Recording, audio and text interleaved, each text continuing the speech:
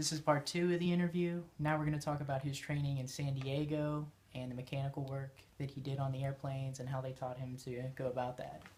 So you went to basic training in San Diego. Can you tell us a little bit about what they had you do? Well, the basic training in San Diego was very similar to if you were at an army camp. Right. You had your rifle training, you had your marching, you had stand guard, and it could be day or night. You had someone was on guard all the time. Right. And so your basic there was what they have in all the units in the Air Force, the Army, Navy. And your basic training is just that. It prepares you for whatever you go to from there. Right. When you went into combat, did you feel like your training had prepared you? Did you feel Oh prepared? yes. You did? Yeah, that and even after you leave leave boot camp, after you leave there and go to your station wherever like where I went to Moffett Field, you still have to stand guard and you do your military activities. Right. The same. The difference is where if you're working on airplanes, your day work is doing that. Right. The mechanics. Right. Of the airplane. But the other military part, as I call it, is your standing guard, that type of thing. Right. No, I understand. Were you scared when you were on the other side of the country? Probably. No. It's just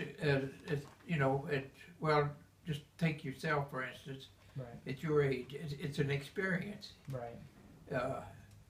At 18. Right. You don't think anything about it. You just go and I guess that's one of the reasons, among others, that's why they want young people. Right. Because you're more daring. Right. Right. No, yeah, we definitely have more of the mindset probably for it. When you went on, is there like any memorable mission you had of your time there in Korea? Well, other than one I've already mentioned to you, and then we had some times that would be a little scary. Right. We had one pilot. All our pilots, when I was in Korea, were reserve pilots.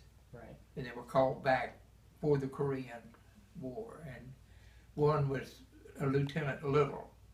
And we called him Skosh because that's Japanese for little. And he would fly right just almost at water level and then come up over the end of the carrier to land. And you could hear him, even though I was in the back of the plane. I had my earphone and I could hear what they were saying to him, and he was worrying people to death that were guiding him in. Right. But that type of thing. But it didn't bother me. I knew I'd flown with him. In fact, I was about the only one that would fly with him. Right. After the war, did you keep up with these guys you served with? No, not really. Right. They get scattered out, and you lose track of where they are and who they are. Right. And, right. When your time was done, did you feel like we had accomplished our mission, or you thought there was still some work to do? I never really put much thought into that. I figured that's for the politicians to Right. determine. Right. That when it's over Right. and that type of thing. But I enjoyed being there even and the experience of it. And when I say enjoyed, it was a learning experience. Right. But and I wouldn't want to do it again. I mean, once you've done it, Right. but it was good. Right. Were you, when you got back home, were you discharged or right away, or did you Yeah, stay on? I got discharged in California, and I'm not in reserves or anything.